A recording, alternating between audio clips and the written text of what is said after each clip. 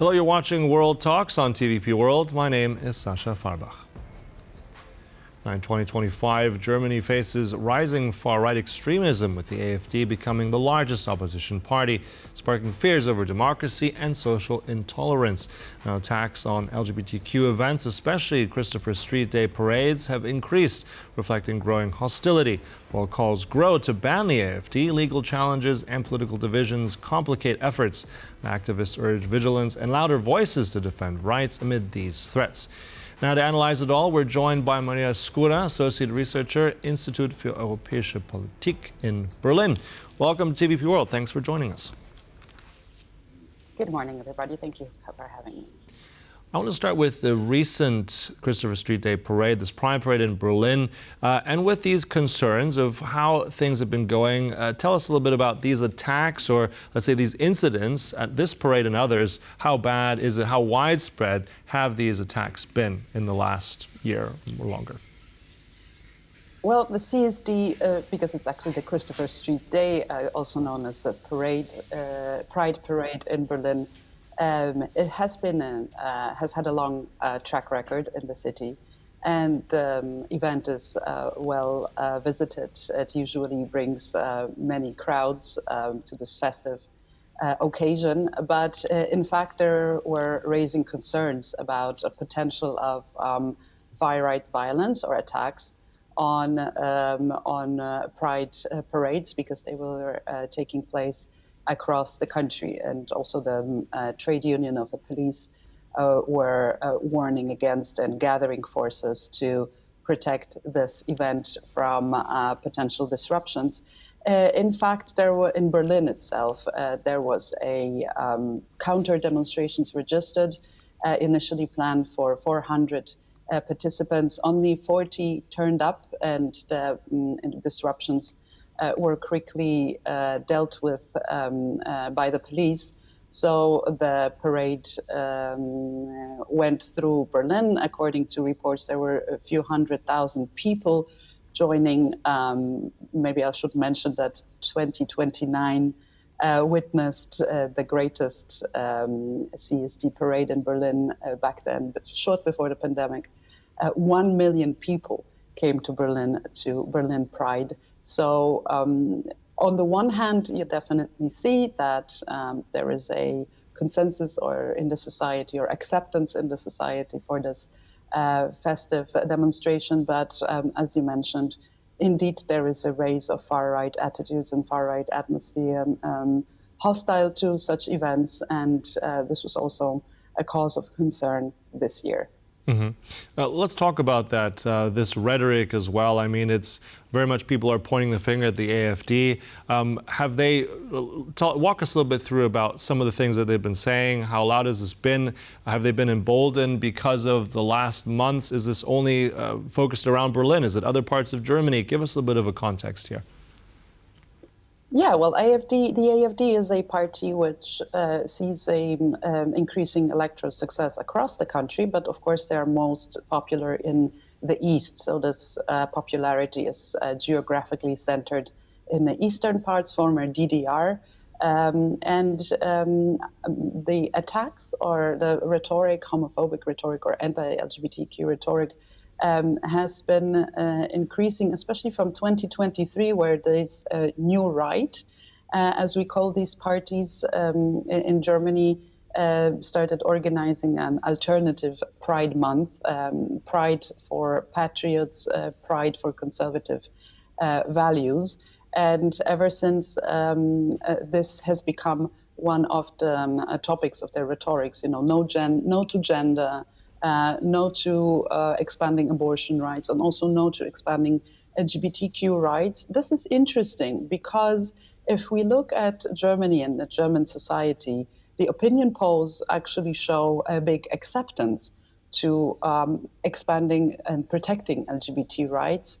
Homophobia is a recognized threat. 73% of German society are of the opinion that LGBT, so lesbian, gay, bisexual people should be protected.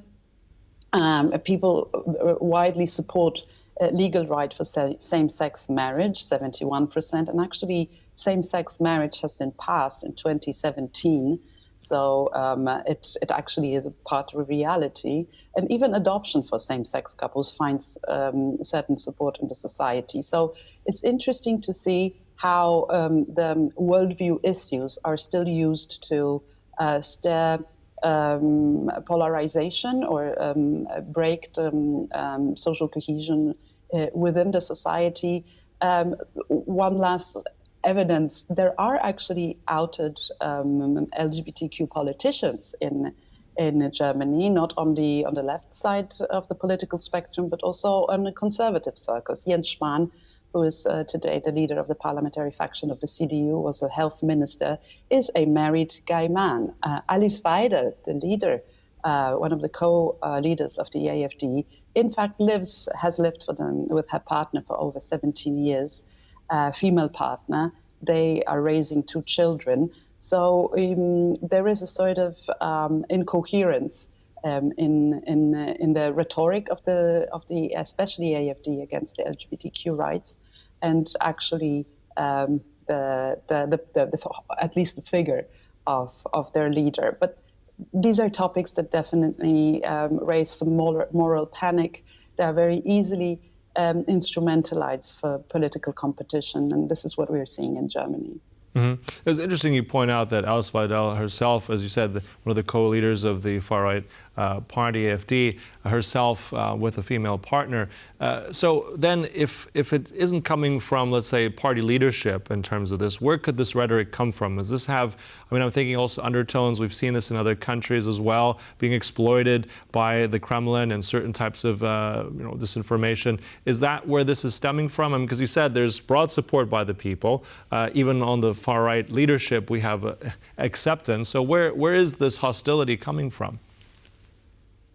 That's a very good question, and I think there are diverse sources of it. Well, first of all, if we look at the CDU, it has been playing with far-right or new-right narratives for quite some times now, and this comes from the political competition. As you rightfully mentioned, the AfD is a biggest opposition party right now in opinion polls. It's steady support from between 20 to even 24%, according to some surveys. And the political landscape in Germany has stalled for a while.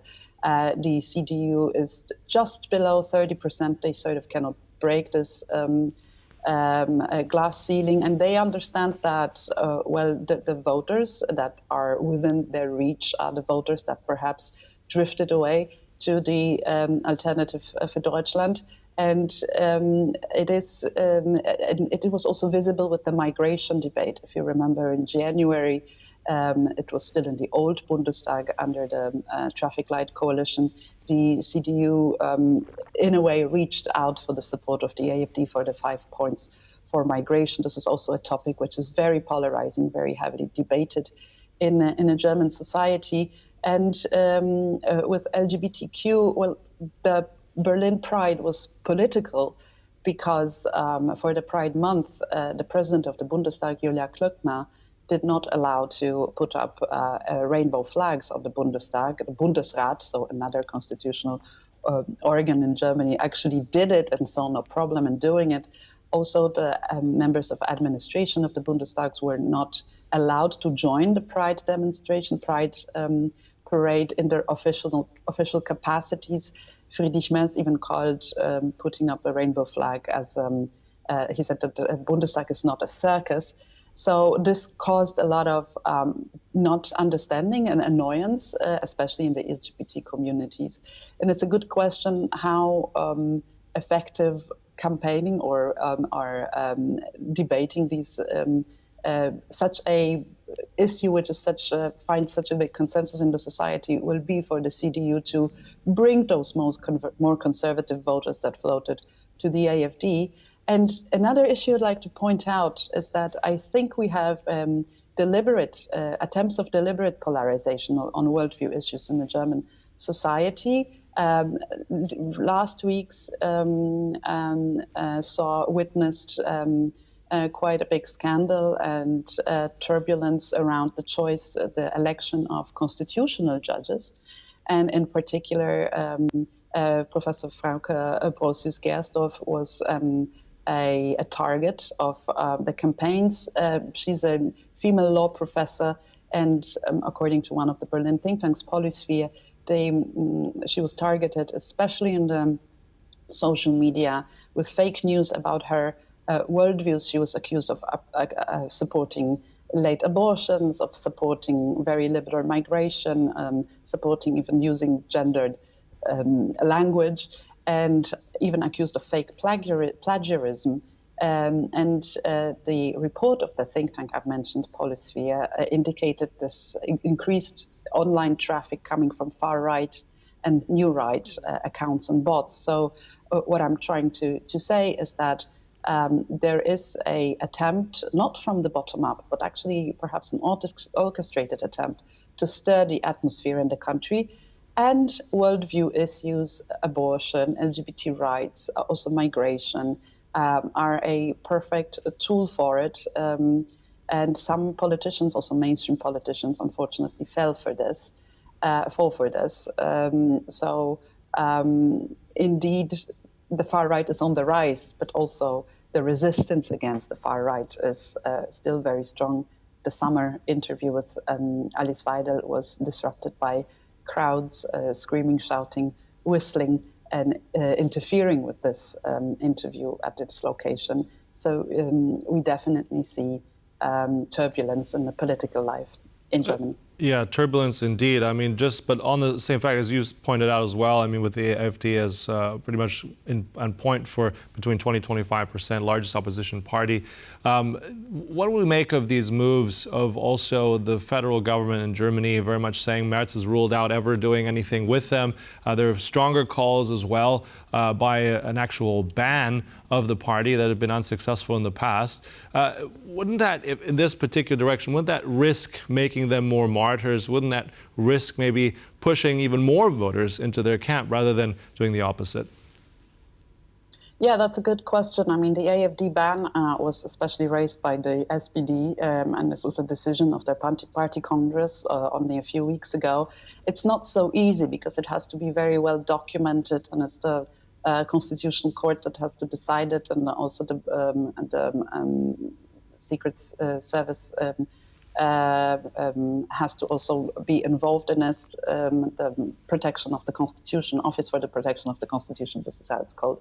So the ban is not so easy, but yes, there is a worry, and the AfD has been using the narrative that they are censored, that they are sidelined, that they are a democratically elected party, and the firewall that mainstream parties have built around the AfD is basically against the will of the German people, German society. At the same time, there is a big negative electorate towards the AfD, and the fact that they cannot break this 20-something% of votes is a proof of it. If you look at the surveys, the AfD is the least favored second choice, or even there's a big chunk of the German society that says AfD, never, I would never vote for them. Well, in the next year, there is 5 regional elections coming up, and this plays into